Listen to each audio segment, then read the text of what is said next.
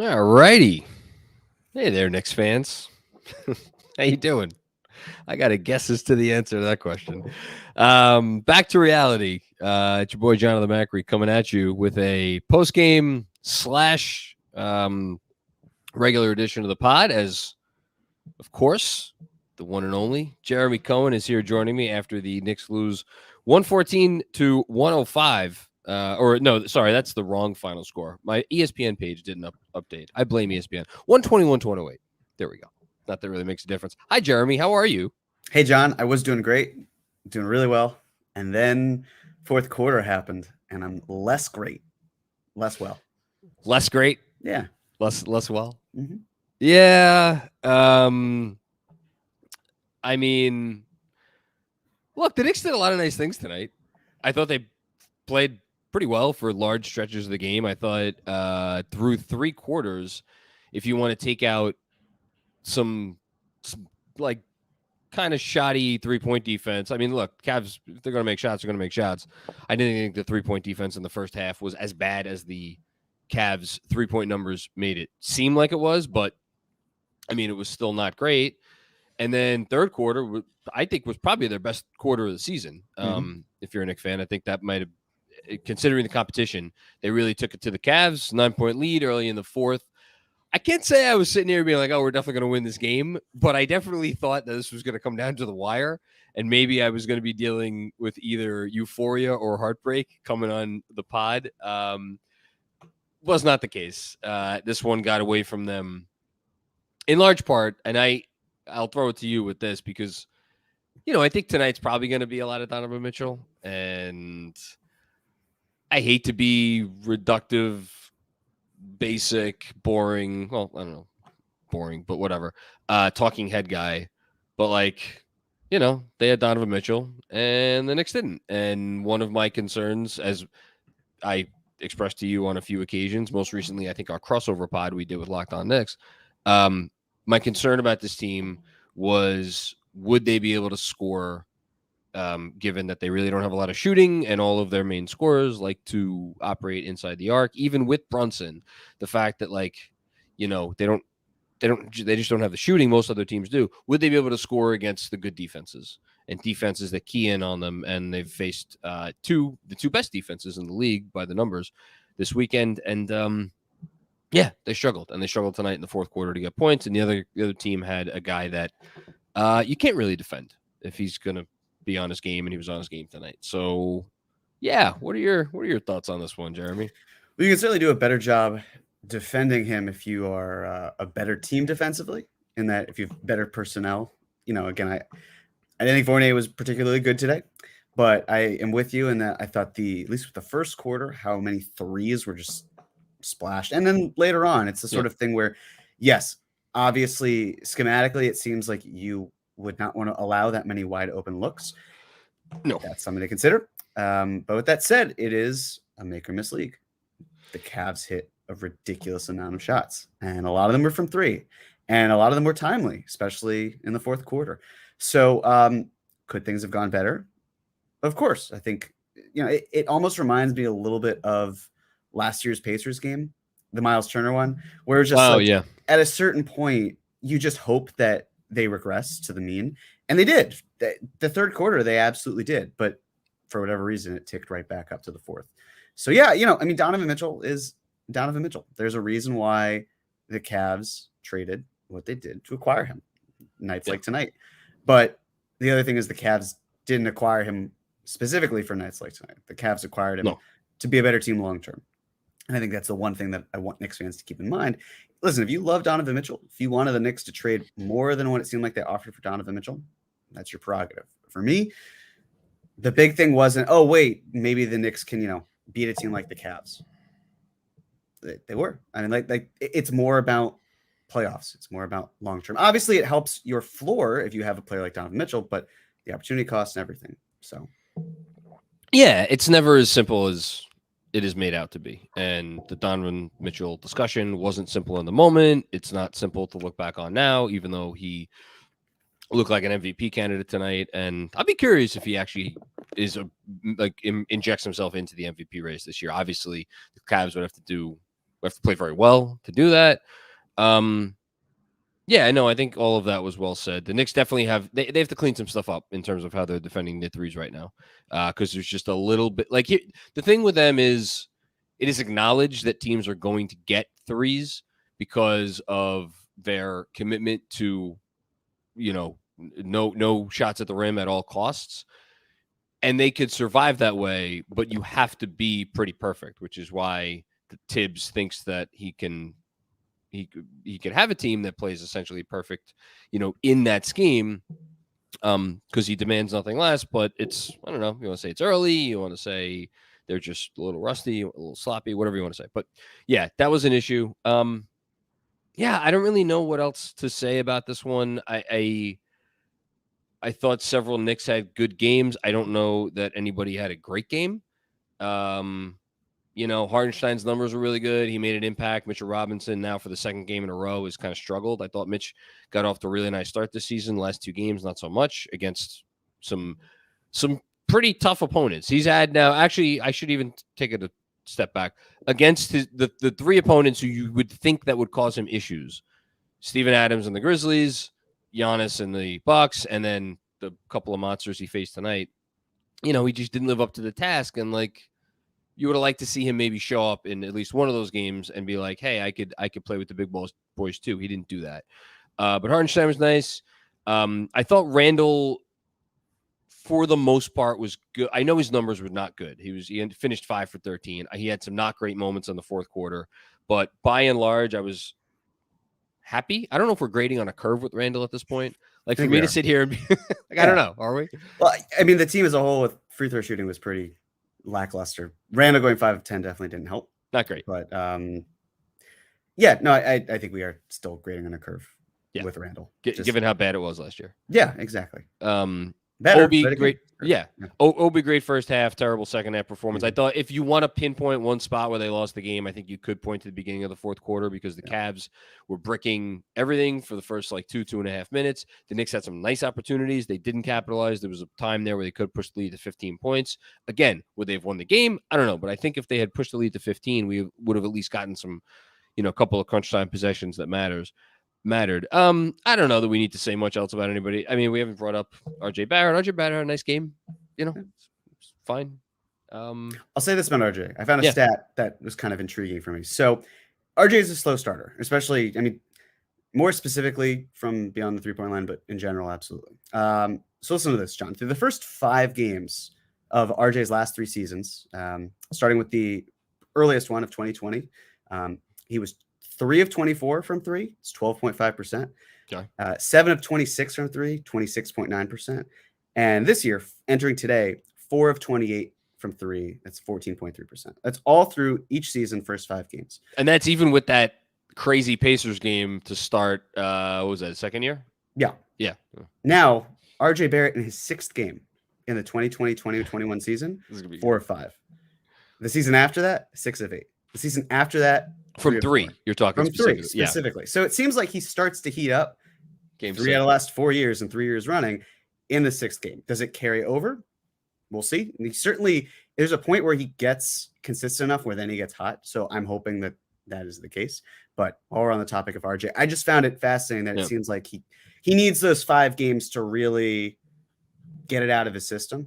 And then he has the 6th game. And then he does have a little bit more of it in his system, but then he usually gets out of it fully. So hopefully it's a sign of something to come where he's able to shoot more positively. Not really. I'm not worried about RJ's 3. I think he's going to knock down catch and shoot threes. It's a matter of what's the volume, because that speaks to his role in the offense alongside Randle and Brunson. And, can he up the percentage, certainly over what it was last year, and get back towards what he was 2 years ago? Last thing, very briefly, I wish there was no Cam Reddish tonight. No, not great, Bob. No. No Quentin Grimes tonight. There has been much discussion over the last 2 weeks about, really ever since Cam Reddish had the game against Memphis, what are the Knicks going to do when Quentin Grimes is back? I'm not so sure now. The last 5 games from Cam, it's all that much of a issue anymore. I'm sure there will be folks that feel differently, and that is fair. And there may be folks who say, as I have said, take Evan Fournier out of the rotation. I think that would be an interesting organizational decision as to whether or not they would take Cam out or whether they would take Fournier out. But like the notion that the Knicks were coming upon this like impossible decision, like, oh, they have 11 guys that are like so clearly ready or can contribute to winning basketball right now. I don't know if we're quite there yet because the last 5 games from Cam have been a lot more like the larger sample size over the course of his career. Get some flashes, he even had a flash or two tonight. He got his hands on a ball that was like, really tough to get to, but then you get the maddening stuff too. Maybe that's the direction they go. Maybe they keep him in the rotation. Maybe they want the surer thing in Fournier, hopefully in a different role than he's in right now. But we'll get to that. Anything else from you before we get to the Super Chats? I think that's all. Super Chat away. I love it. All right. Shout out to Justin. Justin's our EP tonight. Can we start calling EP executive producer? Yeah, definitely. He's the producer of the show, so thus he is the executive producer. Of course we get started. Of course. Robert Cross. Hello, Robert. Is it fair and reasonable to say that we lost this game at the point of attack? Grimes can't come back soon enough. Hashtag 53 wins. Yeah, I mean, it would have helped a lot. They don't have the guy right now to guard Donovan Mitchell and make his life more difficult. Oh, excuse me. Associate producer, I'm being told by one Andrew Claudio. That's how that works. I don't know. Executive, associate. These things are just words to me. Anyway, he's saying because he's the executive producer and Justin's the associate producer. Oh, so okay. Mm-hmm. Sorry, Andrew. Sorry. I guess he's probably feeling like, John, if the principal didn't go to school, does that make you potentially a candidate to be principal that day? Certainly not. That's maybe the thinking. Anyway, I would have made the same mistake, so don't worry. There you go. They need Grimes. There's a reason why. Again, I hate the untouchable label, but there's a reason why it was important to the organization to hang on to him in the Mitchell trade talks this summer. And I don't want to get into the weeds on whether they should have included him or not. Like, they valued him, and there's a reason they valued him because he is the most dependable player, I think, by far at the things that he does, and they need him, especially on the defensive end. They needed him tonight. They didn't have him, and it showed. The Knicks prioritized signing Jalen Brunson this offseason, and a big reason they want to do that was obviously to overhaul the offense, but they were certainly aware of his defensive shortcomings, and there was a reason why they pushed for Tom Thibodeau, and it reportedly, according to Ian Begley, for Quentin Grimes to be starting. It was not so Evan Fournier could die out there with Jalen Brunson. And so, not having any Grimes whatsoever is going to hurt the Knicks. I just think about, I could say that Donovan Mitchell dunk, but there were a few of them, so it's hard to necessarily specify. But the one where he just attacked the defense, there was no point of attack defense whatsoever. It's the first domino. Yeah, it is. You need when you're going up against a Donovan Mitchell or a Ja Morant or any number of either guards or kind of small-ish wings in the league, like the first domino is gonna fall at some point. It's just, can you make life difficult? That's and that's not happening now. Yeah. Danny Gardner, what's going on, Danny? Great to see you. RJ had it going early, and they get him the ball in the second half. Part of the appeal of having 3 guys is any of them can be on a given night, but that only works if you actually give them the ball. So Danny's saying, should have given RJ the ball more in the second half. He took 10 shots. Brunson took 19. Julius Randle took 13. That's fair. I guess I would say RJ, he wasn't, I don't know if he was creating necessarily at any point in this game. He did have the one nice drive from the sideline, kind of came across. He attacked the closeout basically, and he converted. But there was another play, and I referenced it in the halftime zone where he tried to take Dean Wade one-on-one at towards the end of the first half or middle of the second quarter, whatever it was, and just kind of got stonewalled. Against this Cavs backline where you're either dealing with Jared Allen, Evan Mobley, or both. That's tough given how RJ likes to get his points, which is to drive the lane and like. So I don't know if I necessarily begrudge them. That said, it's not like anybody else was doing much better jobs, so it's a fair point. John, is it outrageous to say that like the idea or the appeal of three guys is great, but the Knicks don't necessarily have that? They don't have the right three guys. Right. Like Brunson to Together. me is the best player on the team. I think RJ has the potential to be the best player on the team, but as of this moment, to me, it's Jalen Brunson. And when RJ has off nights, and if they're at least in this small sample size of the season, 6 games, if they're more frequent than not offensively, and if we are grading Randle on a curve, then that's really tough. And I think we have to give credit to the back line of Evan Mobley and Jarrett Allen because they are a phenomenal front court duo. Yeah. They just defensively can completely alter the game. That's why the Cavs were so confident going in with Garland and Mitchell, because they knew they could rely on Mobley and Allen. And so I think that impact affecting shots around the rim, it's gonna hurt the Knicks. So yeah, it would have been nice to see RJ get going a little bit more, 100%. But if the Knicks are trying to get shots at the rim, and if they're not hitting their threes quite as much, and if they're not hitting from the line, then it's not going to be a great time for them. And if Cleveland's hitting as many threes as they did, it's just disaster. It's not only hitting, it's taking. And like, if you're going to beat this Cleveland team, you have to fire away from deep. Cleveland shot 53s tonight. The Knicks shot 27. You're not going to beat Cleveland taking 27 threes. You're not. And I get why they only took 27. It's because, and this is the fundamental, I would argue, flaw of this team is they have 10 guys in the rotation, and of those 10, who's the player that wants to take a three over some other thing?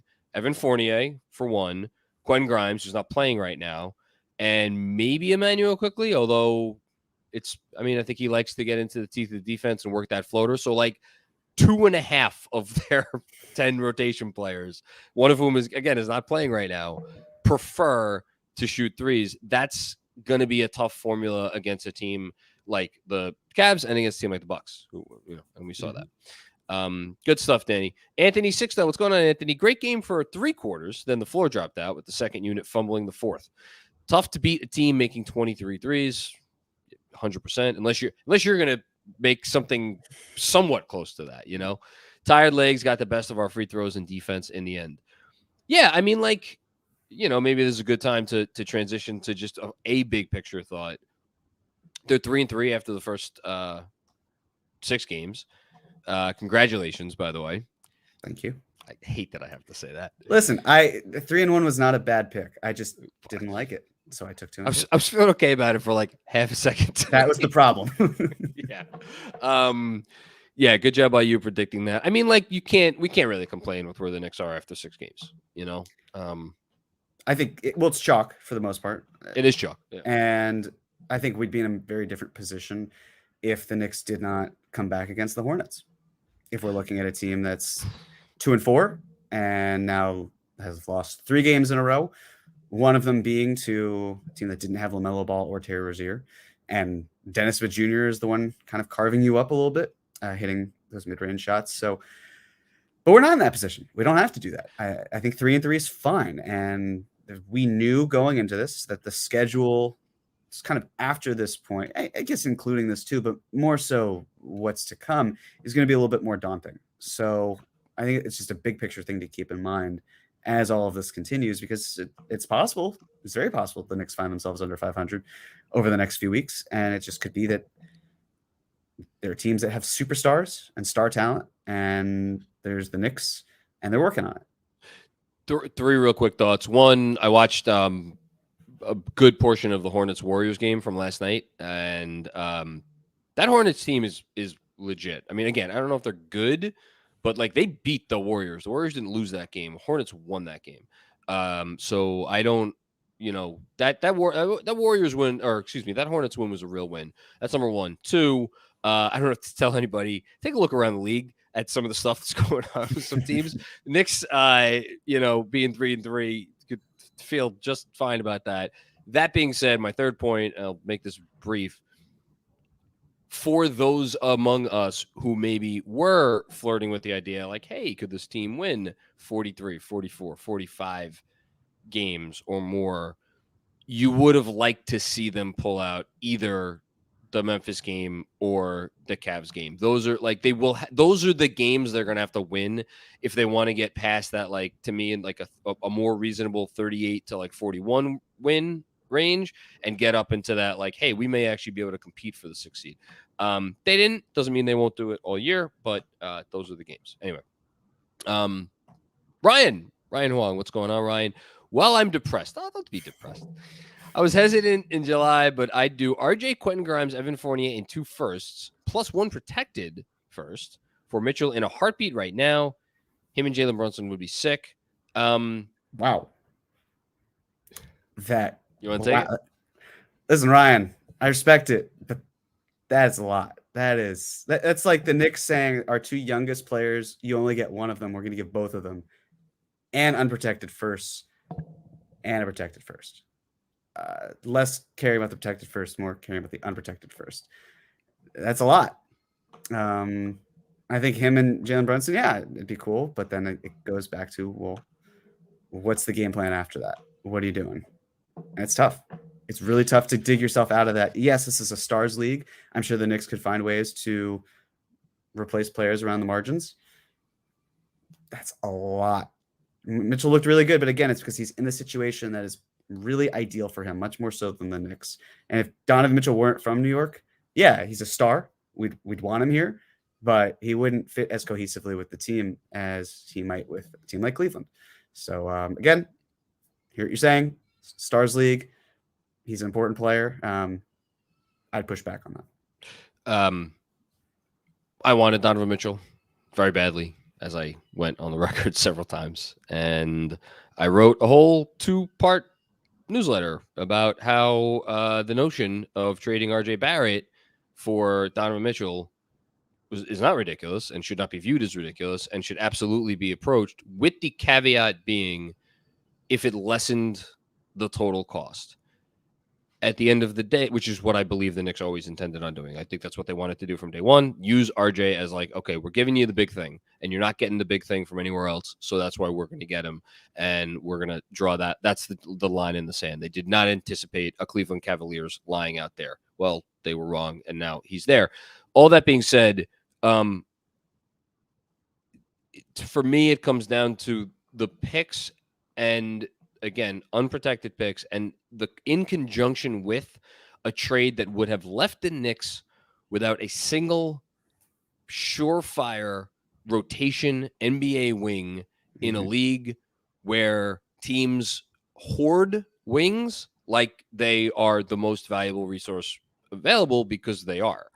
And the combination of those two things and the potential downside risk, and also, let's be frank, the questions about your ceiling with the Brunson Mitchell backcourt, which we never really went in depth on because they didn't make the trade and there was no need to. Those are all real. That's all real stuff. So I'm not going to begrudge anyone who was like, you should have traded for Donovan Mitchell, because look at what we saw tonight. I will not. I'm going to be a little softer than Jeremy was, but I'm also, I'll push back a little bit on it. That's all. The 2 things that I just want to add. We started earlier by talking about the lack of point of attack defense, and that's non-existent in this type of a scenario. Yeah. And as you're saying, like, the best NBA caliber wing the Knicks have is Cam Reddish in that scenario. And it's really tough for Cam. Like, he's getting rotation minutes. That's important, but I don't think he's at the point where he can get starter minutes on a good team. Hold on. Look, I want to see what he could do. Maybe if the organization is like, yeah, we want to play this one out, I'll be all for that. We're not sure he's an NBA rotation wing right now. I think it's fine to say it's just the expectations of him becoming the player that they need him to be around a Brunson and Mitchell backcourt in itself is a tall order. Yeah, that's the primary. But the second thing too is, let's say the Jazz do go back to the Knicks after this Cavs offer. It's going to be more than this offer, is it not? I mean, the Cavs offered 3 unprotected firsts years out. Colin Sexton, probably swaps, probably maybe another. It was a lot. They didn't go back for a reason. They got what they wanted. because the Knicks had the time. And I hear you. If you're saying before that trade, this opportunity, but it still would have been too much. Not to say the Knicks won't trade for stars in the future. In this scenario, I'm definitely at peace. I'm fine. Thank you, Ryan. Appreciate it. Kevin Danishevsky, what's going on, Kev? I get this one, but it stings. Thought Randle had a really good process tonight. Completely agree. And RJ did not, although I thought he made some nice shots. Cam was terrible. We need Quentin Grimes. I thought RJ was. I didn't have an issue with RJ. Maybe I missed. So early on, were there some couple of RJ moments that we see, but I thought as the game went on, I actually really liked his approach. The more the game went on, I thought he made some shots, which is great to see, as Jeremy explored earlier. As far as Cam, I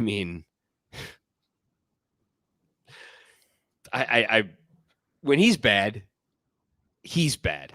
Like, he's very, very bad. The shot he put up in what was it, the early fourth or the late third, whatever it was, that was like, I know the clock was kind of running out and whatever, but man, between that and the I actually, honestly, I know we're not talking about the Milwaukee game, but his first field goal attempt in the Milwaukee game with like 14 left on the clock, a step back 18-footer was like, what are you doing? That's not like, and he does too many of these things.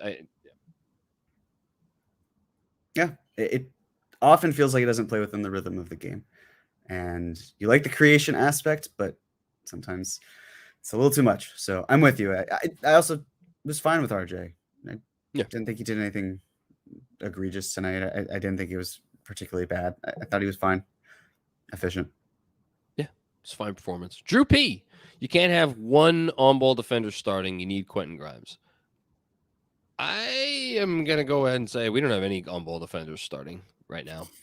RJ, again, shout out Benji Ritholtz. He's made the point many times.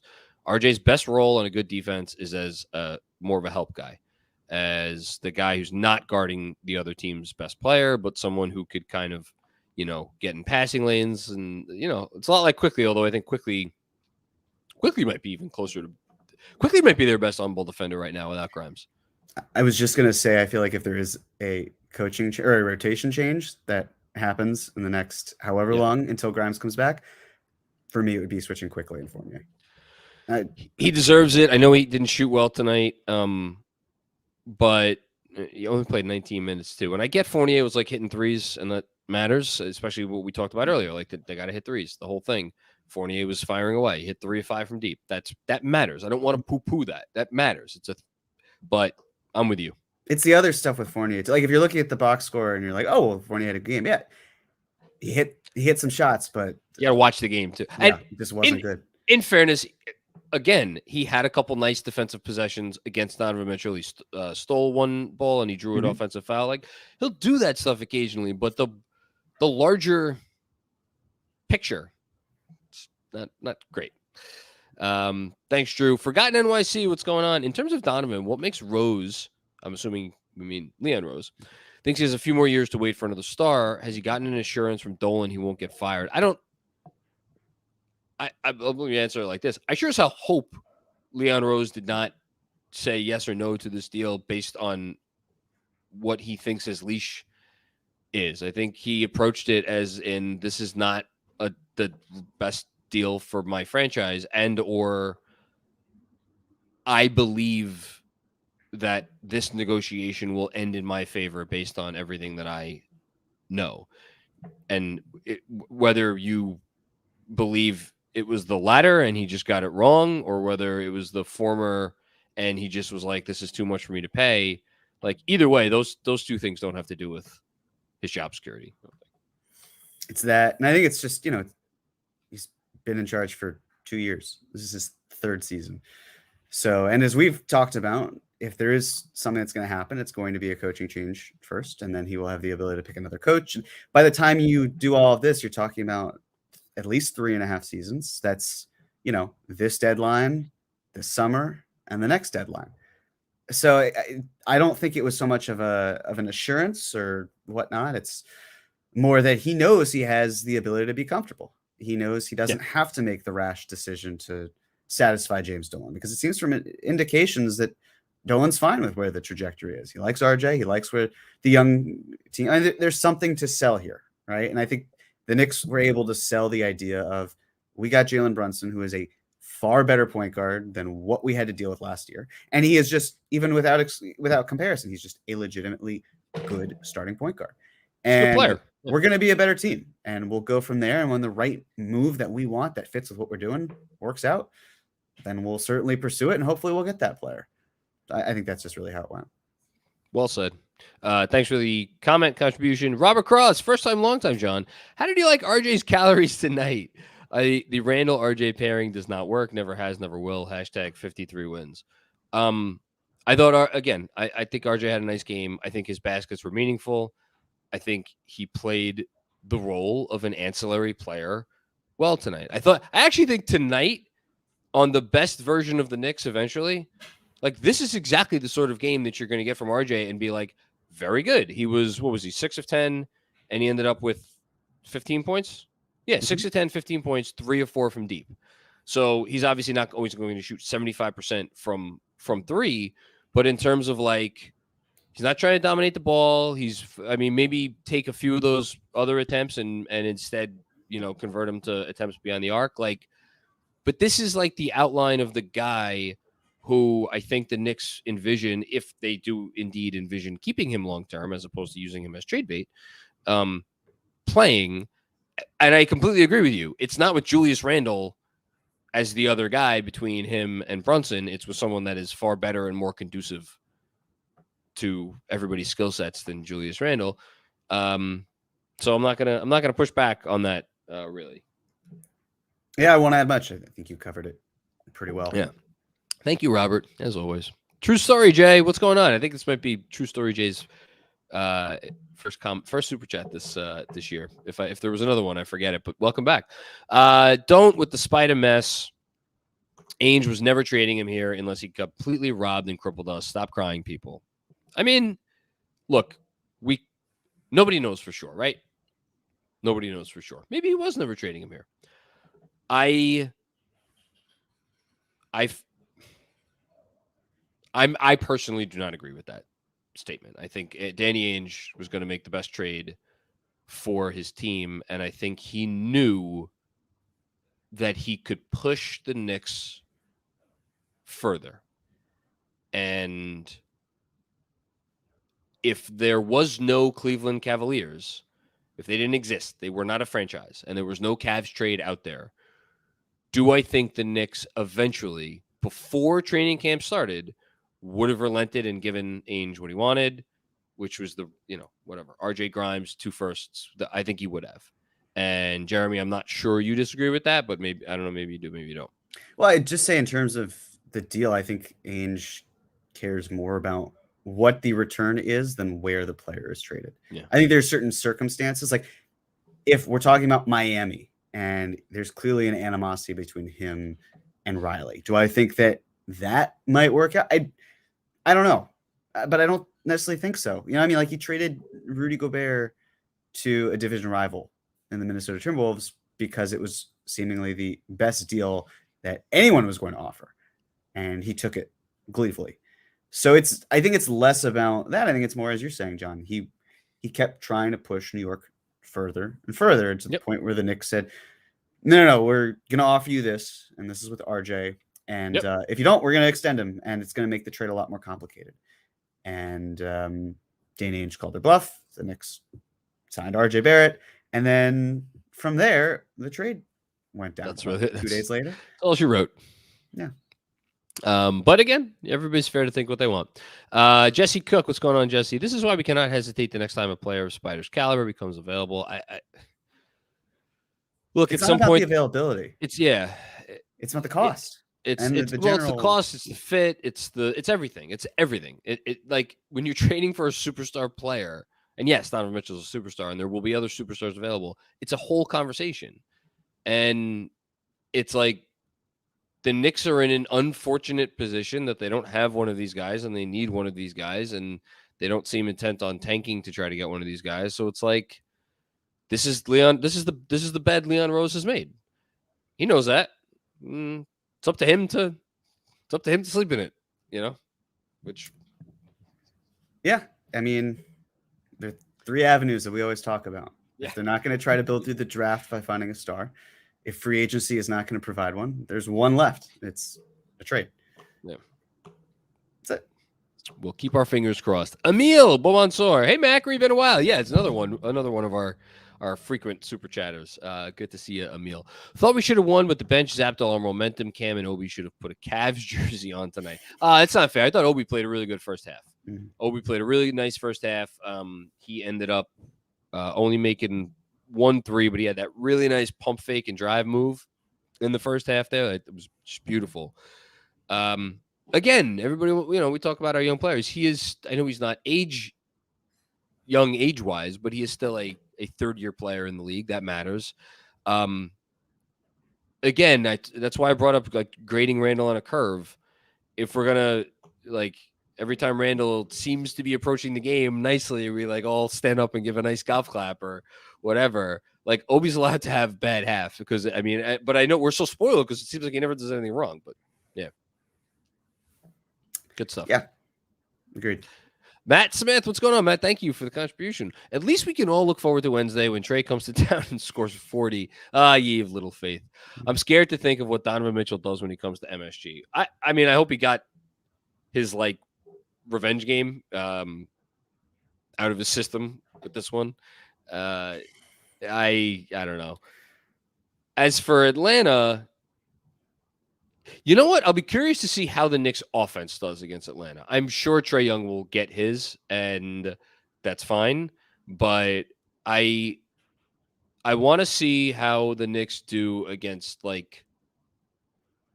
average NBA defense, because I'm not sure in the first 4 games, I don't think any of those, even the Memphis game, Memphis defense does not look good. I think Atlanta's defense is has ability to make your life tough, but I also don't think they're really good. So that's what I'm most curious about on Wednesday.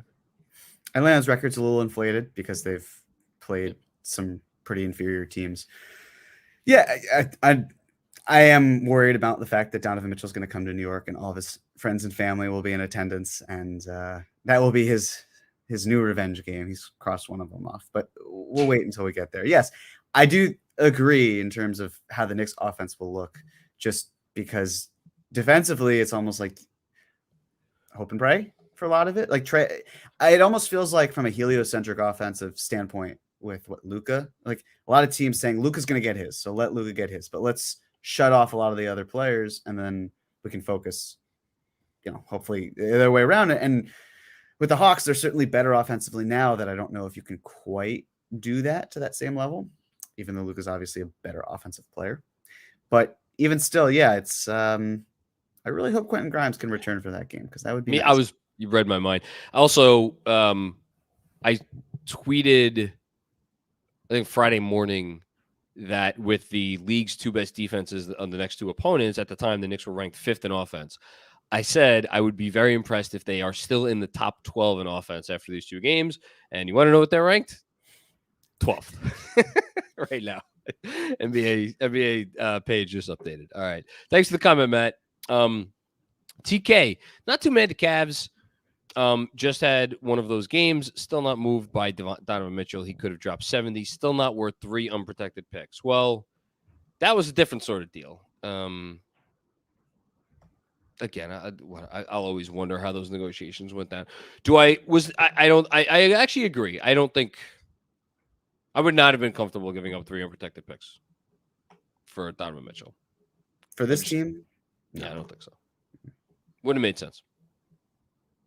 Forgotten NYC. Positive. Jew no longer taking those middies so far. Yes.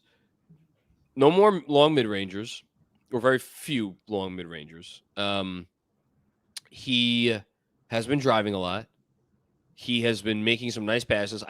Maybe my 2 favorite plays of the night were the 2 times he drove and passed to Mitch for dunks. Love to see that. Generally playing faster. I'm trying to move the ball up the court. I think his defense has been all right. It's there's a lot of positives to take from Julius Randle. I would like it to be better than 5 for 13, but 1 step at a time. took a corner three as well. He did take a corner three. Yeah. So it'd be nice to see him have a fewer above the break threes, top of the key. 0 of 3 from deep tonight. That's another. I'm gonna, as we get to our next comment, I'm gonna look up what he's shooting from deep this season. I don't think it's that great. Robert Cross with another one. This is for the Cutlets guy. Listen, a hammer and violin don't pair well together. I think you could find a way to move the former. Get it done. Hashtag 53 wins. Jeremy. So Robert asked me this question yesterday. It was like, what type of move can the Knicks make for Julius Randle? And my response was, at that point, we're 5 games into the season. I don't really see how the landscape has changed since you and I, John, discussed this in September after the Donovan Mitchell trade. And I think it's the same thing where we're in a wait and see period. You're not going to see much action before December 15th. And then it's probably going to be like January 10th when a lot of these non-guaranteed contracts and whatnot kick into place. And then it's January 15th when more trade restrictions are let up. And then it's the deadline. So it's not like it's the sort of thing where you can just change it now. Now, do I think that the Knicks, a team that the last 2 years, both under Leon Rose, are going to do something before the deadline? I think it's highly possible. They did that with Derrick Rose, and they did that with Cam Reddish. They seem to try to want to get a bite of the apple early before everyone else wants to get in there. So, yeah, I understand a hammer and a violin might not play well together, but if you're stuck with a hammer and a violin, then I don't know, maybe you use the violin to start hammering some nails and see what musical sounds you can get from the hammer too. So again, pretty incredible. The Knicks, this is a related, because you're bringing up Randle and how he doesn't fit. Pretty incredible. The Knicks are top or 12th ranked offense in the league right now, considering their 3 big on-ball stars are shooting 33% Brunson from deep, Randle 24% from deep, RJ Barrett 21.9% from deep, and their other like quote-unquote 3-point marksman, Emmanuel Quickley. Actually, that's unfair. Fournier is still a 3-point marksman. He's shooting 40, but Quickley's only 30.8% from deep. So like, not a lot of 3-point shooting right now for the Knicks. Those guys need to pick it up, including Randle. Randle cannot shoot 24% from 3. That the offense is not going to be functional. Good question, Robert. With one more, is it fair to say that Rose, fair and reasonable to say that Rose may be cooked? Would it have hurt to have Deuce blitz Mitchell some? FTLOG? Not sure what. For the love of the game. Yes, the love of the game. We need young legs. What? For the love of God. For the love of God? Oh, for the love of God. Oh, yeah, that would so. make more sense. For the love of the game, for the love of God, whatever. For the love of something. We need young legs. Hashtag 53 wins. I understand Rose has been like iffy. He has not looked like himself this season. I totally acknowledge that. I did not think Derrick Rose was the issue tonight. And I'm not, all due respect to Deuce McBride, I'm not sure Deuce McBride was stopping that freight train. I mean, Derrick Rose was 3 of 5 from the field, 1 of 2 from deep tonight. I get his defense hasn't been great, but like he's still a pretty good offensive player off the bench for 12 or so minutes. Yeah. I don't think he's done. No, I don't either. This is his minutes total through 6 games. 12, 16, 9, 12, 15, 14. I understand there's the idea of, well, he's just coming back from injury. Yeah, sure. He lost a lot of weight, and he hasn't had to play in a long time. He was healthy enough to play at the end of last season, and he just didn't. And I understand the idea of, well, Tibbs is just saving him for later. Maybe. I don't know about that. I don't necessarily agree. I think that if Tibbs wanted to prioritize Derrick Rose, he would have him be the first point guard coming off the bench. And it's not first guard off the bench. Yeah. Sure. I mean, even still, like there's a reason why he's putting Rose in the position. To me, the way that Tibbs works is he feels the best players on the floor need to be playing at that time. Now, we may disagree or agree with who he feels are the best players on any given night or in general. But I believe that if he felt Derrick Rose was better than what we have seen right now, he'd be prioritizing Derrick Rose more. And he hasn't. There's a reason why he's not playing Rose. And I don't think it's because he's trying to save him for, the dog days of the NBA season. I think it's more that he just recognizes Emmanuel Quickley at this point is someone who can offer more of what the Knicks need then Derrick Rose can supply. The only way Derrick Rose leaves this rotation is if Tom Thibodeau is no longer the coach, and or the Knicks kind of fall out of it ish and become sellers before the deadline. Or injury. Yeah. What? Or injury. Or injury. Yeah, well, sure. Absolutely. Yeah. That's also true. Carolina Knicks fan. What's going on, Carolina Knicks fan? Before people get the whole Donovan Mitchell should have been here takes, let's keep it real here. Mitchell fits far better on the Cavs than he would over here. Tough loss, but we move on. You could argue that he's as good a fit on the Cavs as any team in the league. You really can. Because I'm still waiting. I still want to see how he fits with Garland and how those two guys who like to have the ball in their hands coexist. They could both shoot off the ball, and catch and shoot the whole thing. So it should be fine. But yeah, should work great. Good comment. Yeah. And tonight, the Cavs obviously didn't even have Garland.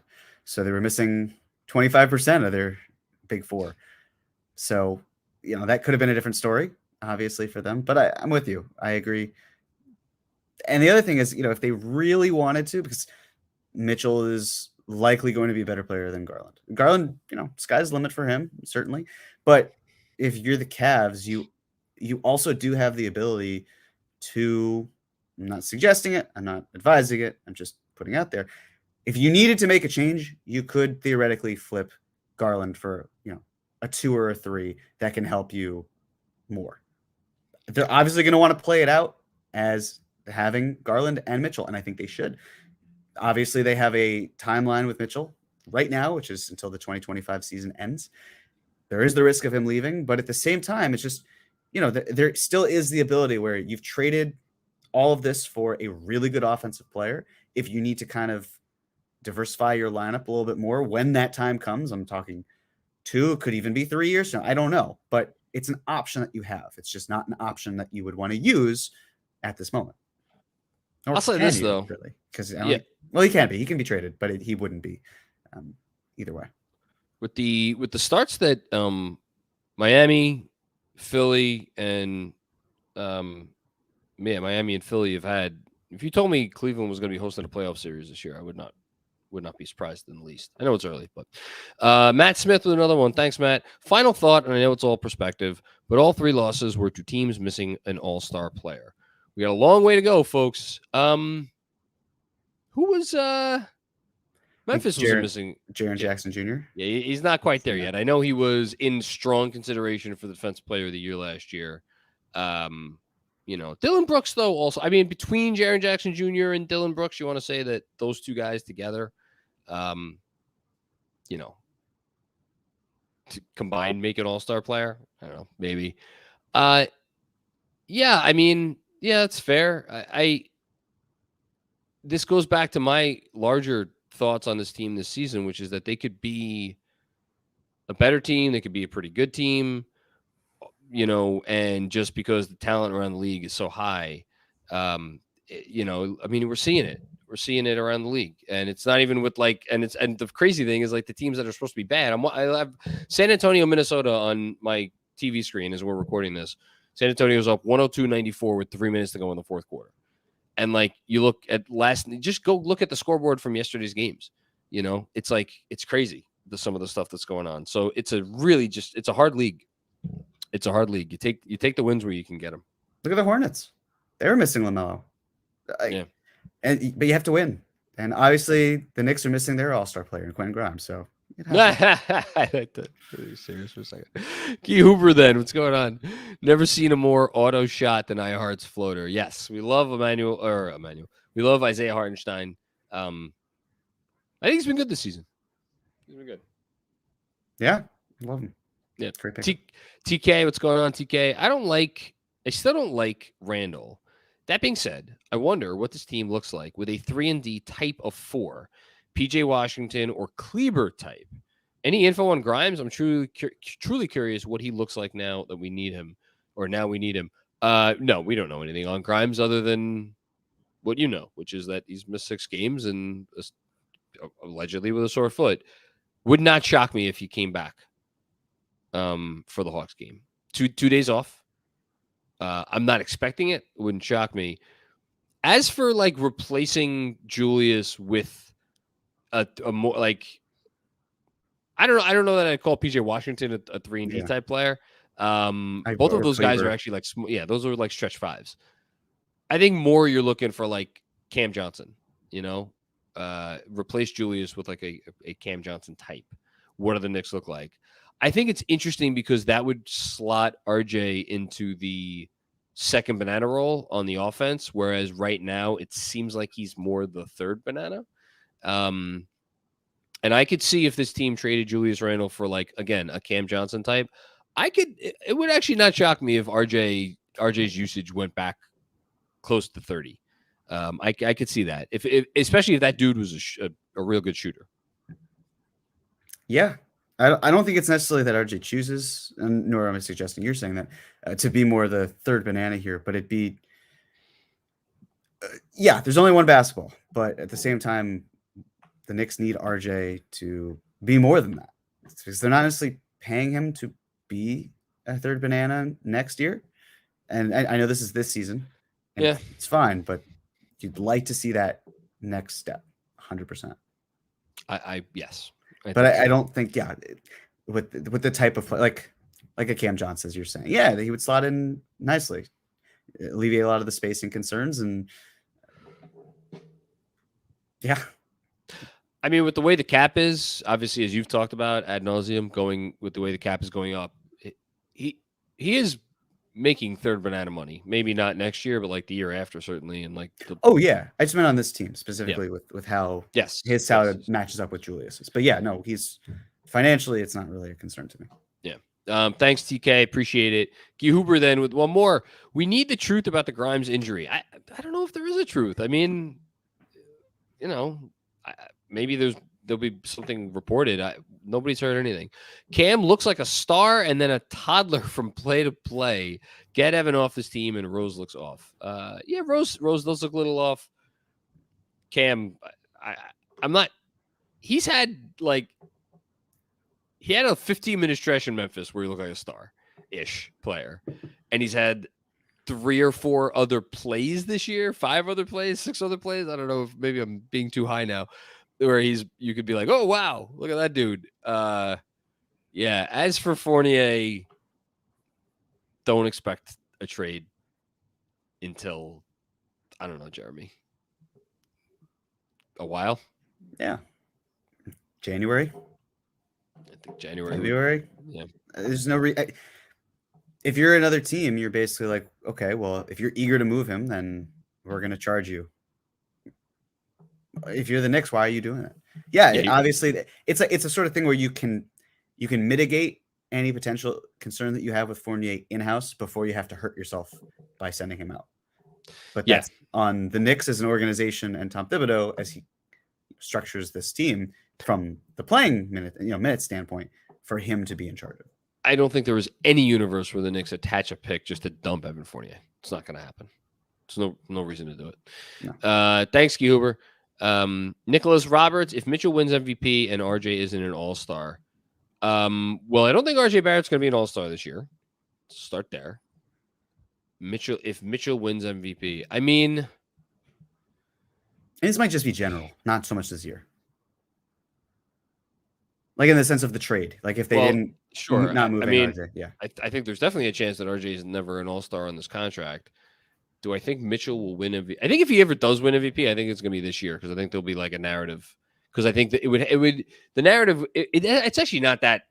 I don't think he wins it, but to finish top 5 on the ballot, if Cleveland's like the 3 seed, you're going to get obviously Giannis. You're going to get Luka probably almost regardless of where Dallas finishes, as long as they're a playoff team.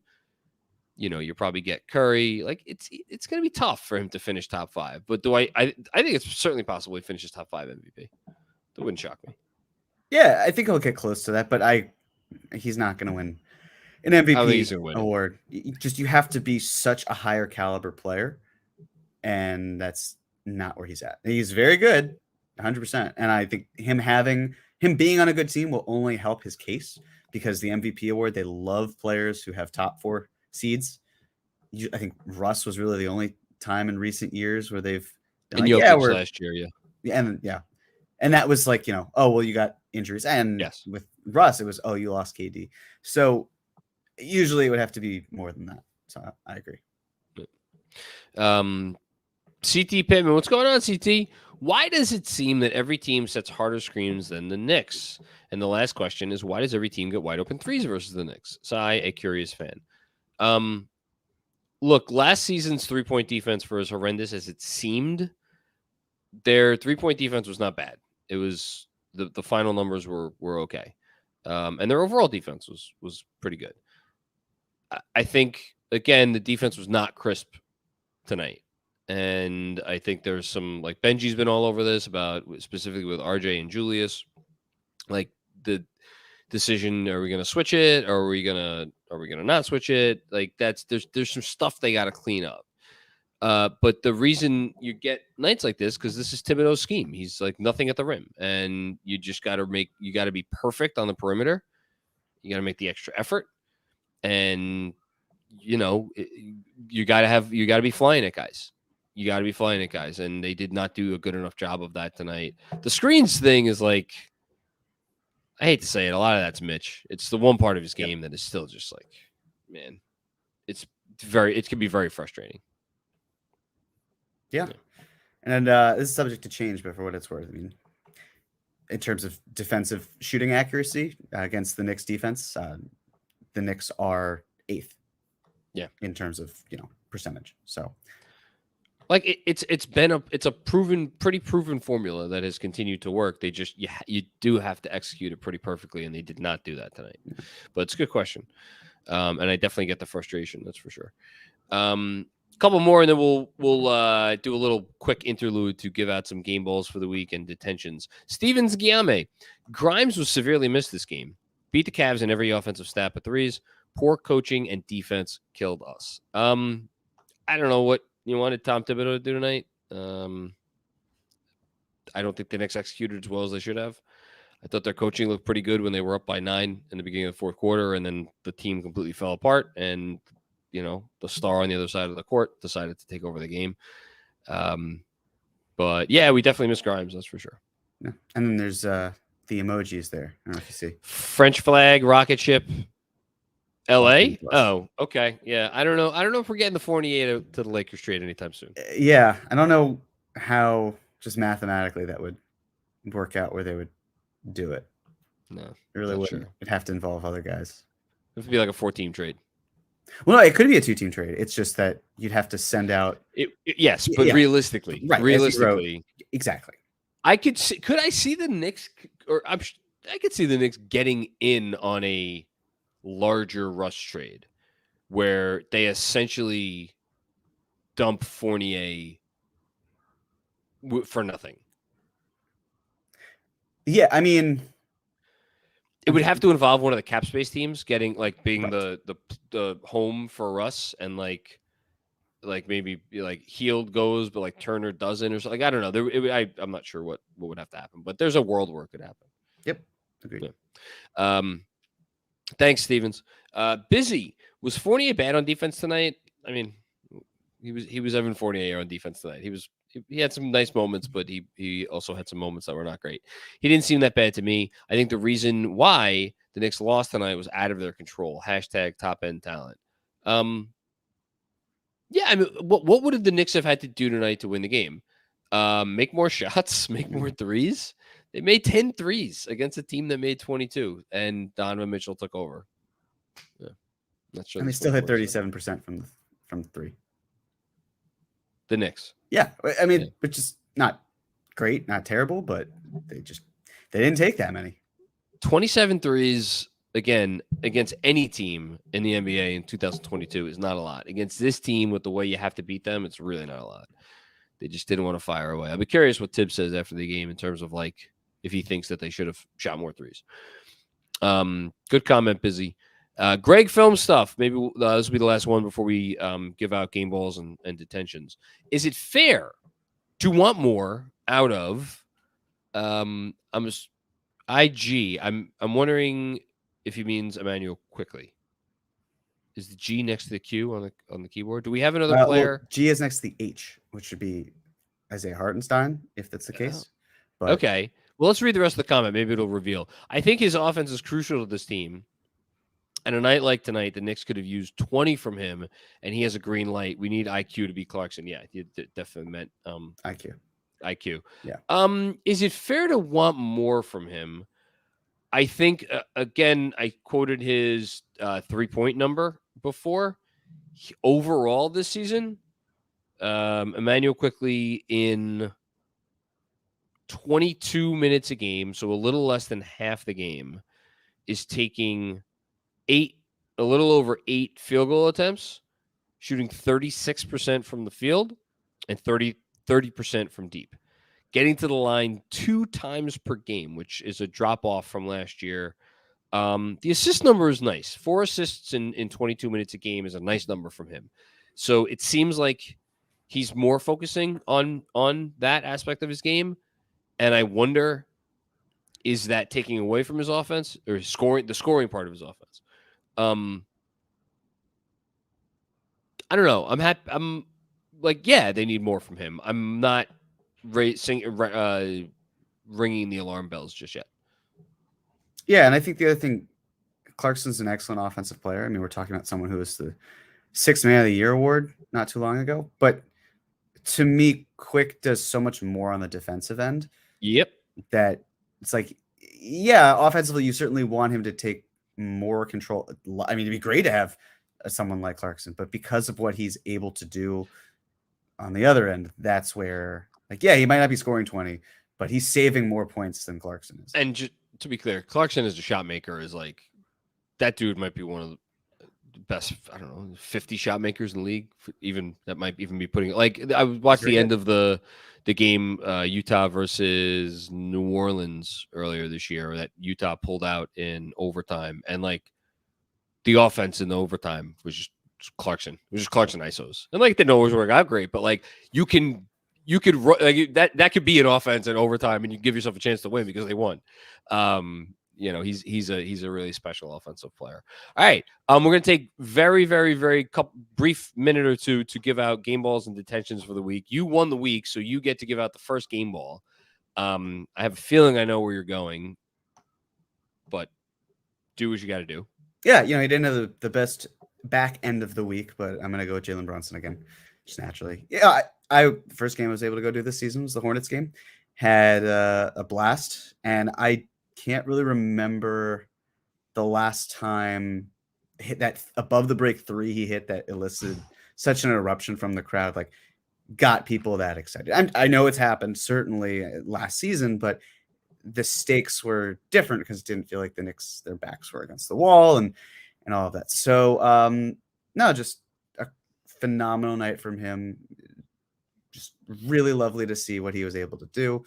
And yeah, you know, he's going to struggle. I think what teams are starting to also realize is that if we're able to hone in a lot more on Jalen Brunson, it's going to make life a little bit harder for the other Knicks. But it just, there are things he's able to do that I have not really seen the Knicks have a point guard doing, or any player doing, in a very long time. So as long as he keeps playing seemingly the best out of anyone, I'm going to keep making him, I'm going to keep giving him the game ball until he gets it this week. Yeah. I feel like the front runner for an Oscar that didn't have an acceptance speech, because obviously you were going to go with Brunson. And I'm sitting here now looking at the rest of the contenders. I don't. He's so obviously the game ball recipient this week, even though he did not finish the week off great. I want to acknowledge that.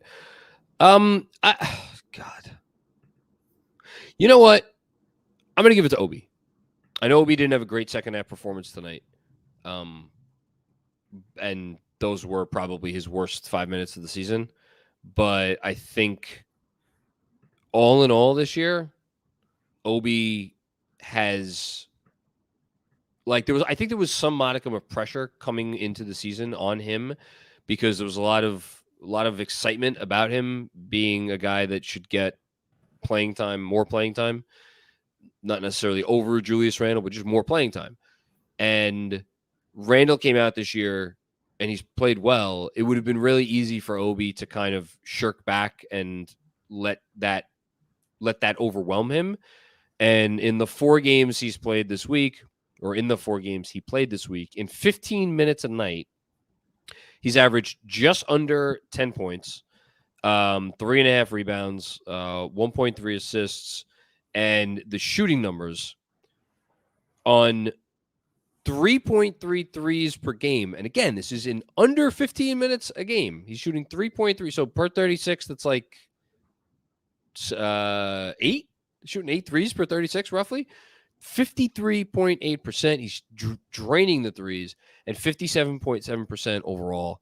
I know we still have the moments where he might not make the correct decision on defense, or he might, get beat, and he's not great on the glass. But like, Obi's been everything you could want, and then some. And what they do with that situation continues to be the elephant in the room. So yeah, okay. Detention. So I go first on detention. Yes, you do.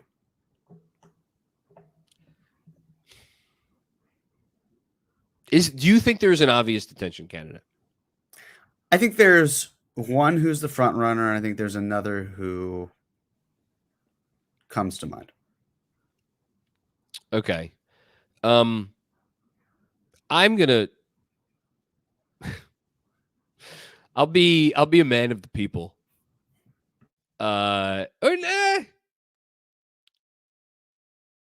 Yeah, I'm gonna be a man of the people. I'll put Evan Fournier in detention. I feel a little bad about doing it though. His general. It's not his fault. This is not the right team for him. They should have. You know what? Can I have a couple chairs? I'm gonna put Evan Fournier, and then next to him, I'm gonna put the collective front office for the Knicks, because they went out and they signed him to a big contract. And I think we could sit here and say, for as much as there were reasons to want to do that, and we all know what those reasons were, that was a bad signing. They should not have made that signing. I understand what the thinking was. It has not worked out. This team, to the extent it is going to have success with this iteration, with this roster, with this coach, they have to play a certain way. They have to play with a certain type of personnel. And they thought they could screw with that formula and still have success. And it's mostly on Fournier, because we were all on board with the signing when it happened, but they're supposed to be better than us, right? Theoretically, the front office, and they didn't see this. They didn't see how this would turn out. It has not turned out well. I'm not saying there's not a role for him on this team. If they made a few moves, there is, but it's off the bench, and it's in an ancillary role. I do not think he should be a starting wing on this team, given, again, how they're constructed. That's not all on him. Be very clear. It is not all on him. But you'd like to see a little bit more on some nights in terms of the, just bringing the toughness. We don't see that enough. Agreed. And I think he was the front runner I had in mind. So okay. If you didn't pick him, I was going to. So I'm curious then. In a similar vein of, I feel kind of bad giving this player the detention for reasons I will explain in a moment. I'm going to go with Mitchell Robinson. Wow. The reason I say I feel bad about it is because I look at the point of attack defense in front of him, and it's so lackluster that of course he's going to run into trouble. Like, I thought he did a quality job on Giannis, and Giannis got some superstar whistles. It happens. I like the fact that he stayed out there even with 2 fouls. For me, I think the bigger thing is that you have to incorporate him into the offense more. You're at the point where he's making $60 million over 4 years. And this year is the worst of the 4 financially, which is fine, because that means that it only gets better over time. And, we talked about the contract. To me, it was always like, I'm surprised it wasn't a team option year 4, but the descending part of it, I really can't hate on it. And I still can't. It's fine. But it's more just, you need more out of him, especially from the rebounding standpoint. But it's hard when there are other guys who won't box out. Like you were talking earlier as well about setting screens. This is his 5th season, and we're still talking about the inability to really set a screen. And that's a big deal. Something that's going to change. It's not. I'd like to see the Knicks run more pick and roll in general.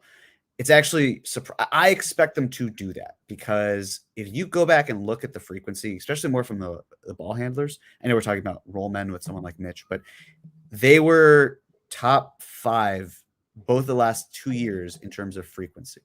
And going into this game today, I want to say they were like 10th, 12th. And it's surprising because they went out specifically to sign Jalen Brunson, who had the highest points per possession in terms of pick and roll ball handling. And so you'd think that the frequency would certainly be elevated from there, because if someone's that good at it and it's not just a limited sample size, he's going to do more of that. And if the Knicks run more pick and roll, then they have Mitch as the roll man and able to do more in that sense. So again, the reason, as I said, I feel a little bad about giving it to Mitch, because I do think there are greater issues, and that's why I would put Evan Fournier first, and why I would have taken him if you hadn't. But given that I'm not just going to say point of attack defense, because number one, Jalen Brunson was my game ball winner, and number two, Evan Fournier makes up the other 50% of that backcourt. Unfortunately, it falls on Mitch's shoulders, and it's just where we're at. I just, first of all, why do you hate Mitchell Robinson? Second of all, got to keep the brand strong, Got to keep the brand strong. Yeah. Second of all, he did have 2 very good games. Granted, 2 games to start the week that he should have dominated. And I left the Magic game, or maybe the Hornets game, being like, hey, is he finally in the conversation for like one of the 10 best centers in the NBA? And then, you can't be in that conversation if you're going to come out and just not perform against the tougher teams. Honorable mention, Cam Reddish.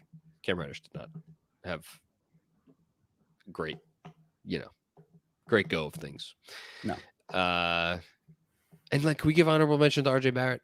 Wasn't a great week. For a lot of these guys, it just wasn't. Yeah. I mean, we're talking about a team that went 2-2, and one of those wins was close. It was really close. It really is crazy. Like, I guess this is the best thing we could say to wrap up the week as a whole, is like, who had a great week? Like, Jalen Brunson had the best week. I think we would both agree about that, right? Yes. But Jalen Brunson had the best week, and he had 2 kind of not great games. And his game against Memphis wasn't particularly great either. So, like, Jalen Brunson's played 6 games this season. 3 of them have been outstanding. And, 3 of them have been either met or bad from a shooting perspective. And I know he does other things. Like, other than that, like, here's a question, but then we'll get to the Super Chats after this. Who's been the second best Knick this season? It's a great question. I ask it knowing that there's not really an answer. I don't think there's an answer. Like, I think you could probably make an argument for Julius Randle. I don't know that I want to make that argument. But like, he's been getting a lot of attention, and he's been making some shots, and like his overall numbers from the field, 43.8% from the field overall, which is like, again, not great, but especially when you consider the 3-point numbers. But is that still on a curve?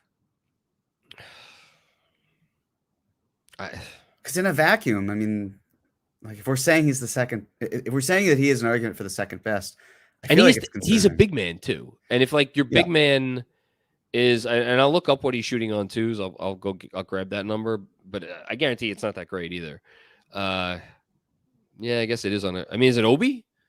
I was going to suggest it might be in his 15 and a half minutes tonight. Hey, listen, here's the thing about Obi. Obviously I want Obi to see more minutes, and I think that creating an environment in which you're working with Tibbs, but it's basically, it's really just Julius, and then Obi gets the scraps at the 4.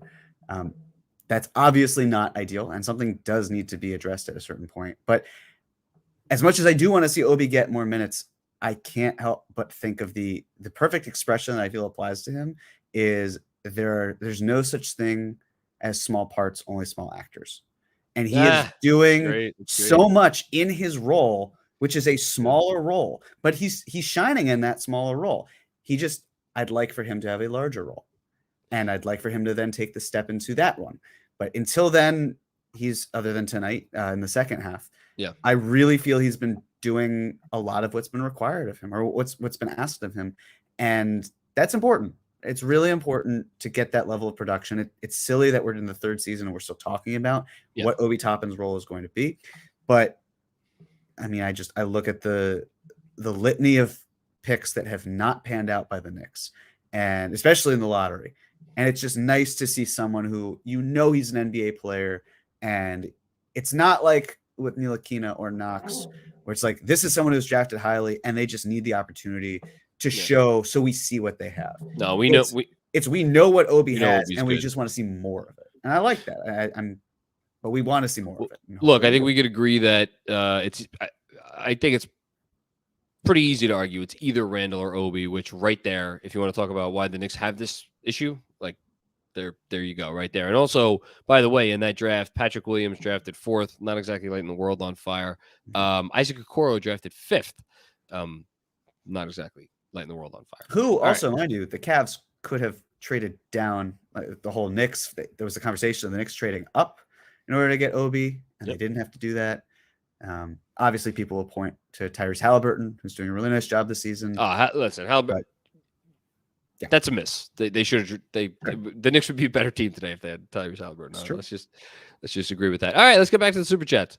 Thanks everybody for your patience. Ryan Huang, what's going on, Ryan? I get that my trade is expensive. This is regarding the Mitchell trade he proposed, but I think you have to go get the stars, spend 2 years getting 3-and-D types, and then go for it with more picks unlocked. So I think there is a reason that is reasonable, right? That is reasonable if you figure, okay, we're gonna build this thing up over the next 2 years, 2 to 3 years, and then once 2025 comes, maybe there's a free agent, and then whatever. By that point, you've unlocked 3 more picks, and if you kept 2 picks in the holster or 3 picks in the holster, after the trade, okay.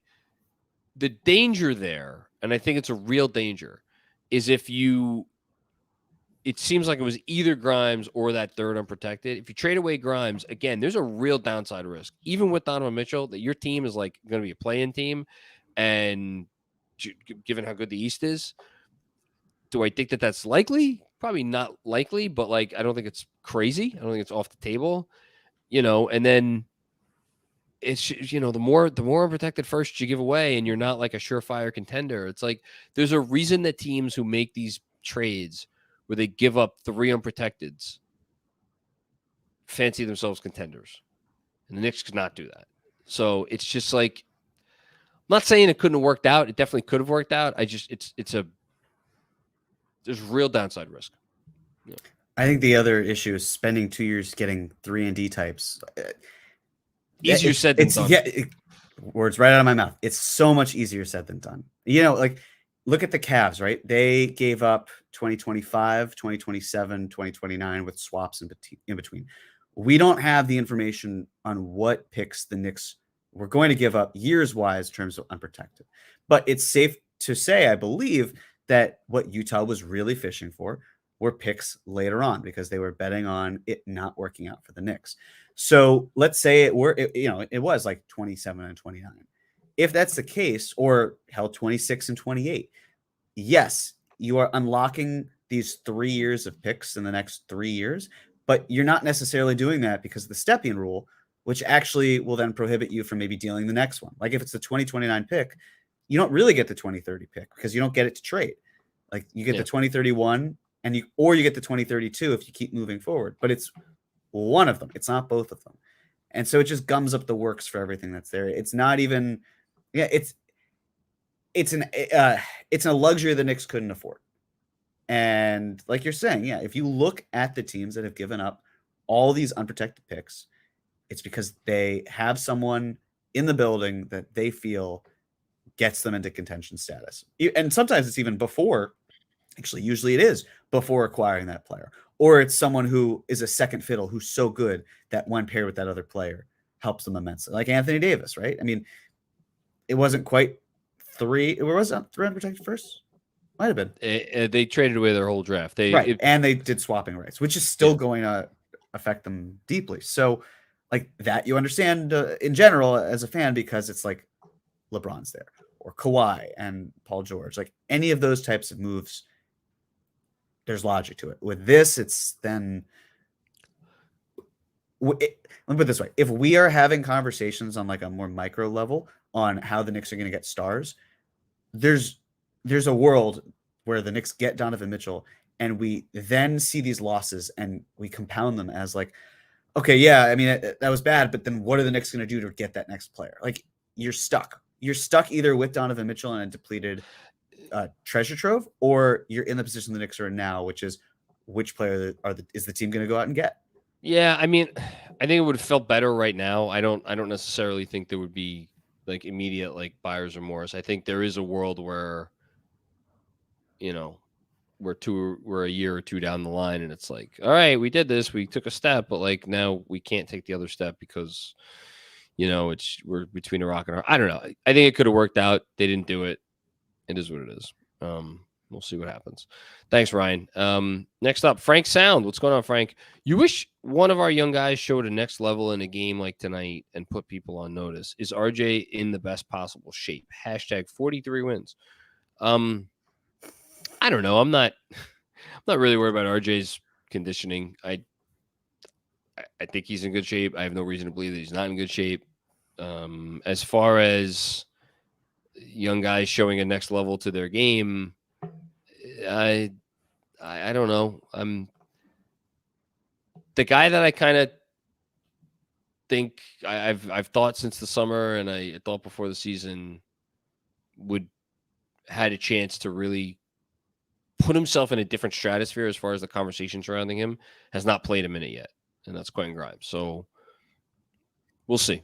We'll see what happens once he gets back. Hope it's soon. I thought Tibbs's quote about RJ getting shots up was telling. You think? Yeah, because, last year I remember it happening, and there was uproar at the idea of Tibbs throwing RJ under the bus, and then it was, no, well, RJ's been sick. He's had something he's been dealing with, and that's the reason. And it's like, okay, fine. I get it. That makes sense. And it feels like, fool me once, shame on you. Fool me twice, shame on me. We're not inside the practice facility. We can't, we don't know what RJ is looking like in terms of, but what we do have is Tibbs saying RJ basically not coming in as late. Like, he looks good when he comes in late and hoists shots.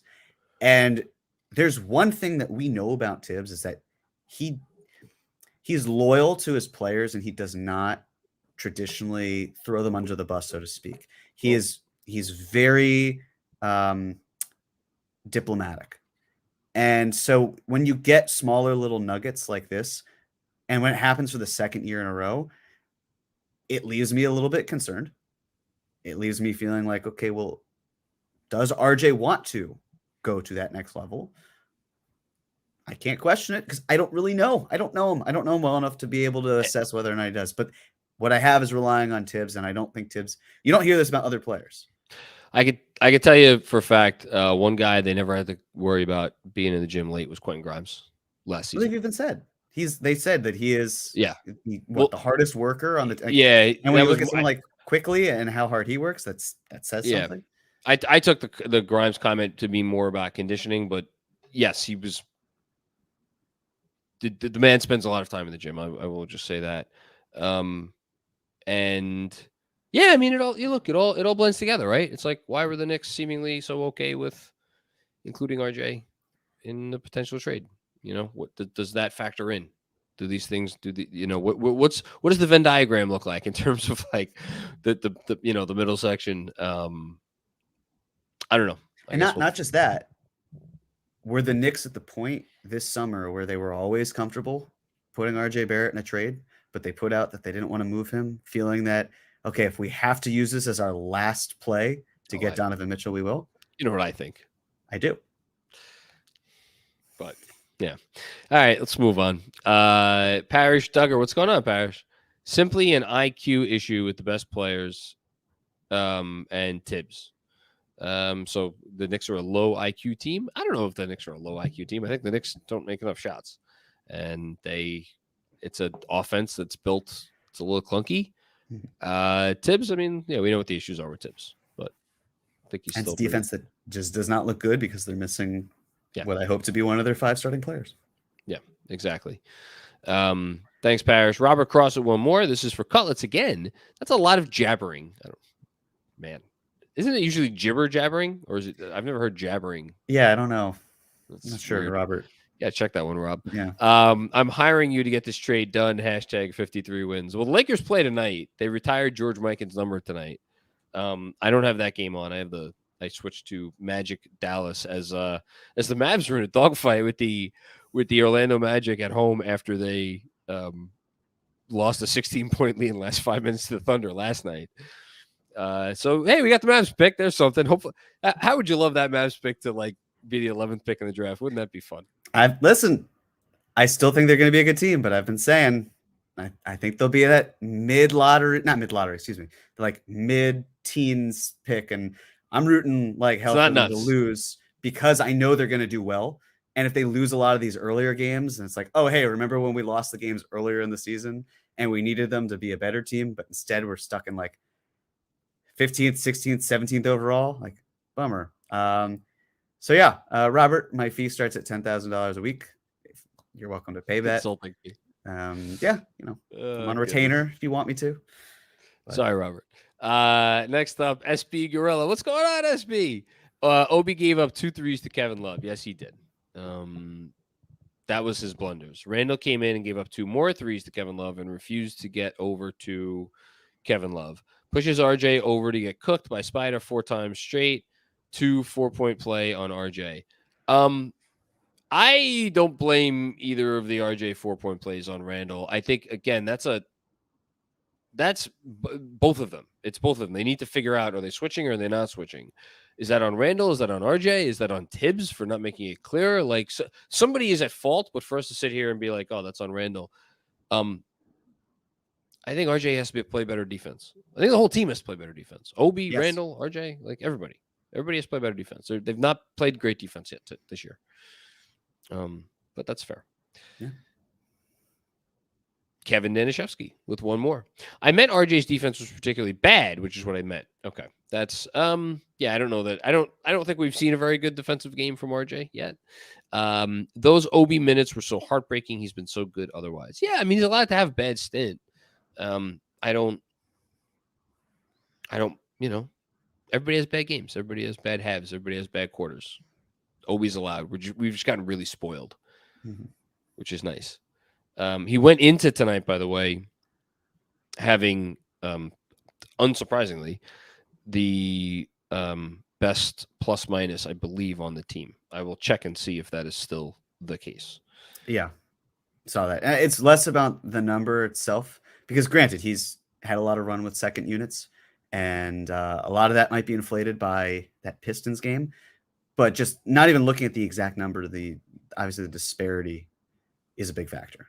How he is doing well versus just more. It's more a reflection of the other players too, who are kind of towards the bottom list. But yeah, Obi, including this game, so 93 minutes total. The Knicks are outscoring opponents by 11 points per 100 possessions with him on the floor. That number went down tonight from what it was earlier. Next up, Emmanuel quickly at plus 7.7. The thing with Obi that's interesting is the offensive rating with him is just like really through the roof. It's 116. And the defensive rating is also very good. So, and the Knicks' worst on-off numbers differential belong to Evan Fournier.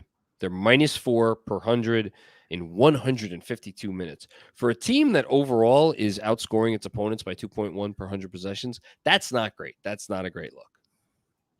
It's nice when the numbers do sometimes match the eye test. Yeah. Yeah. I'm so fascinated by what happens when Grimes is back. Really am. GD Nation, what's going on, GD? I cannot do this all season. Watch teams bomb us from outside. This kind of defense is demoralizing. This is how they play. This is their scheme.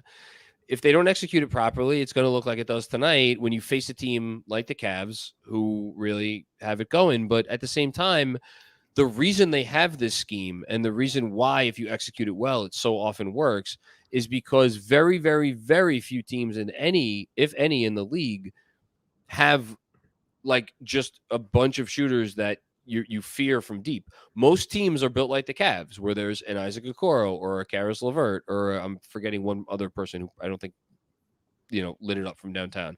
Like it's not like you let everybody fire away from deep equally. You're supposed to make the lives of certain players harder, and that is part of the game plan. They just did not execute the game plan as well tonight. Have a little patience. Like, the defense is going to be fine. It was fine last year. It was the fourth best in the league 2 years ago. It's going to be fine this year. I'm confident in that. Yeah. Again, it's just not wanting shots at the rim. That's a very, very big factor in terms of what the Knicks on. And with a better point of attack defense, they're able to mitigate that. But that also might mean more threes. Like, we could talk about how depressing the defense felt, but the Cavs just hit shots. You can't take so away simple. everything. It wasn't just like the Cavs hit shots and the Knicks didn't have a good defensive scheme. It's just, right. Sometimes we just have to give credit where it's due, as opposed to just looking inward and saying, we did this wrong. We did that wrong. Cavs made the shots. Mitchell went off. Kevin Love went off. Dean Wade hit some really clutch shots. So good for them. They did well. Also, like, Cavs, fifth best offense in the league. Grizzlies, best offense in the league. Charlotte as the 14th best offense in the league. Milwaukee, 16th best offense in the league. Like, it's not like these are, and Milwaukee's only that low, I think, because they played some outstanding defensive teams. Like, Milwaukee's going to be a top 10 offense when all is said and done. I actually wouldn't be shocked if Charlotte's top 10 offense before all is said and done. Like, they've played really good offensive teams. That will not be the case all year. It'll even out. Varunski's take. What's going on, Varunsky? This game felt like a replica of how Kevin Love burned us last season with the 8 threes. For sure, it was very frustrating. Jeremy's right. Schematically, this doesn't work for a comeback. I liked Fournier's game tonight. I'd be fine if he chucks up 25 threes a game. You might be in the minority there as far as wanting. Do you think he stays? What do you think? Cam leaves the rotation and Grimes starts? It's a great question. Yes, for 2 reasons. Number one, Fournier's a vet. Tibbs trusts vets more, and I think number two, there's a contractual cost in there. There's the sunk cost of Evan Fournier making $18 million, and I think kind of the third thing is that the defensive focus, where like Cam obviously has a better effect defensively than Fournier does. But if you're Tibbs, you're probably thinking, well, I'm making an upgrade in the starting lineup, and I still need spacing in that second unit. So, we can get by, but I need the spacing, and that's why I think he has. I think there's more consistency from Evan, to the point where with Cam, yes, you're seeing what you hope to be growth, but because that Evan's shot is so good, that is more reliable than what Cam can offer you on a given night. And I'm not saying it's correct. I'm not even saying it's the wrong thing. I'm just saying that because of what he is and as a known quantity, I think that's where Tibbs goes. I would agree with that. I think Grimes will start eventually. I don't think he'll start his first game back. I think they'll, work him in. Yeah. It's a fascinating organizational decision to me. I'll just leave it at that. We'll see what happens. Thanks, Varunsky. Parrish Duggar. It's not about Rose being at fault. It's only 12 minutes. I'm not blaming Derrick Rose for tonight. No, I think this was. Believe Parrish said earlier about how he looked off. I could be wrong, but maybe it might have been a follow up. Yes, probably. That makes sense. We might be a little behind on the super chats because we took a little break to do game balls and detentions. Parrish Duggar with one more. We can't let Tibbs, RJ, and Randle hijack us a 4th year. I mean, this is your team. You just named three of the 4 most prominent members of the team. I mean, at that point, you might want to blame the front office, who has gone all in with these folks. They can fire Tom Thibodeau whenever they want. They did not have to extend RJ Barrett. I don't know if they could have traded Julius Randle, but yeah, they gave him an extension a year ago. It is what it is. We'll see where it goes. You have to hope their value bet plays off, I think, at the end of the day. Thank you for the contributions. Sergio Acosta. What's going on, Sergio? I enjoy you guys more than the Knicks.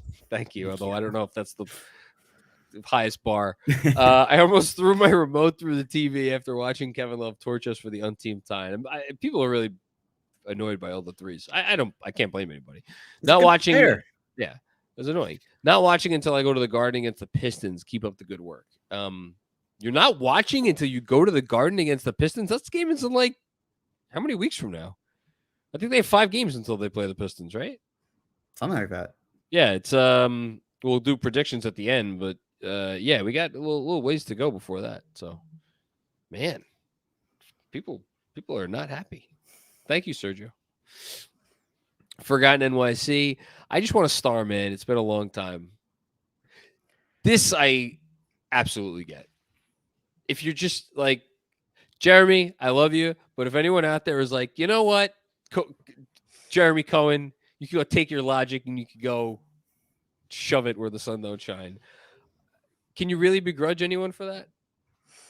I can't begrudge them, but again, like, I just want a wife, man. It's been a long time. I'm not saying that. I'm saying that logic of like, no, I mean, I don't mean it quite literally like that, but in the sense of like, yeah, you could go out and find someone and it's great, but it needs to be with what you're fitting with the entire concept of the team.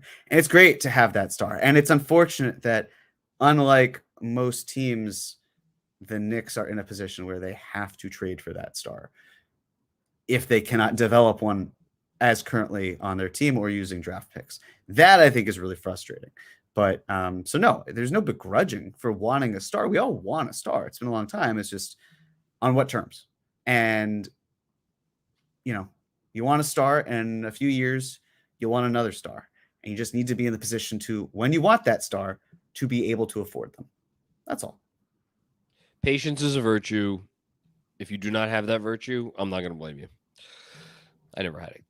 Forgotten NYC with one more. Brainstorm time. What happens with all those 2023 picks that are supposed to convert this year, but there's no disgruntled star by the draft? Only one of the 2023 picks is going to convert, and that's the Mavs pick. The odds are that the Pistons pick and the Wizards pick are not only are they not going to convey this year, the odds are that probably neither of those picks convey next year. 2025 is the year you're really looking at. That's the Bucks pick. It either conveys that year or it goes away. And I would look at that year as, I don't even know if that's even the most likely year that the Pistons and Wizards picks convey. So I would argue 2026 for at least one of them and maybe both. So those were long-term, as Jeremy has talked about, those were long-term asset plays because they anticipate a star trade being something that materializes later. But I think the Wizards pick could convey in 2024. I'm not saying it's the likeliest, but it's what, top 12 protected.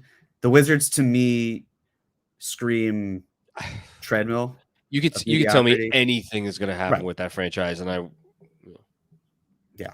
anywhere between like the 8th pick and the 16th pick or something. But that's, to me, that's where they are. But even still, if we're talking about a situation in which there's no disgruntled star, I think that's where, if you're the Knicks, you look to move up in the draft. And that's where I'm not suggesting it was like last year where it was, hey, we're at 11, we want Jaden Ivey, how do we get to 4 or 5? I'm saying like, all right, what player a little bit closer where we are can we use some of these picks to move up for? If there are players on our roster that we need to consolidate in some manner, especially as other guys start to potentially get paid down the line. What are we going to do there? So I think if there's no disgruntled star, you have to then look towards packaging your picks to move up.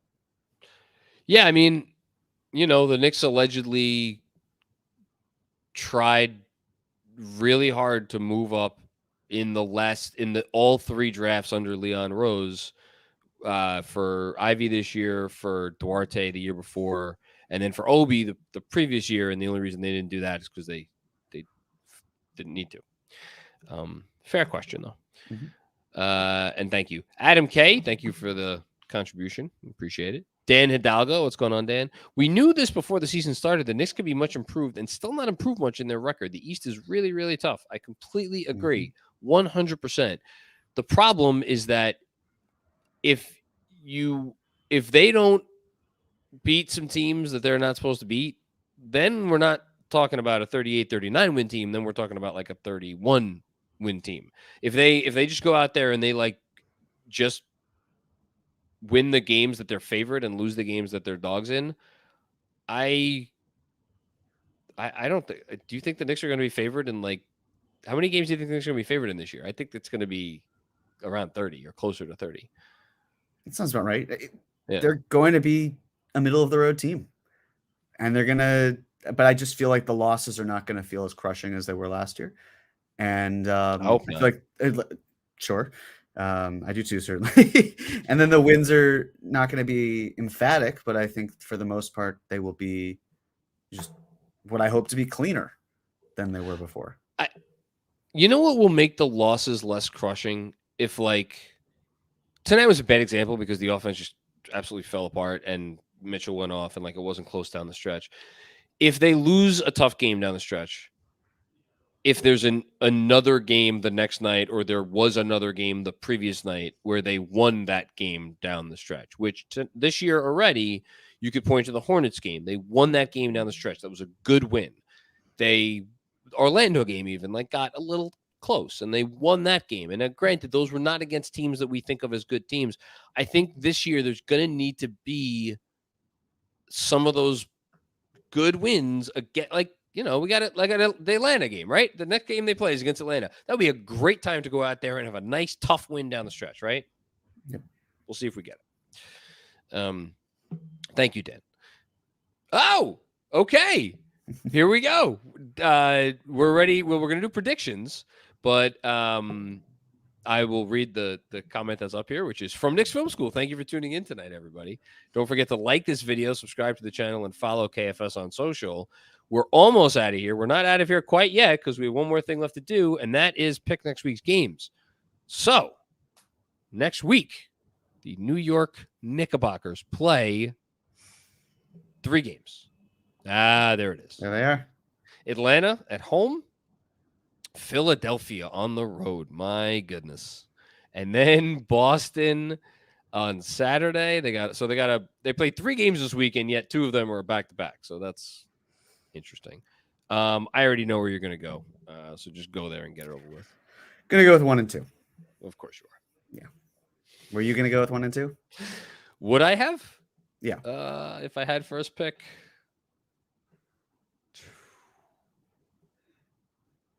You know I don't like to go 1 and 2, but I probably that's the smart. I'll just say it. It's the smart. It's the smart money.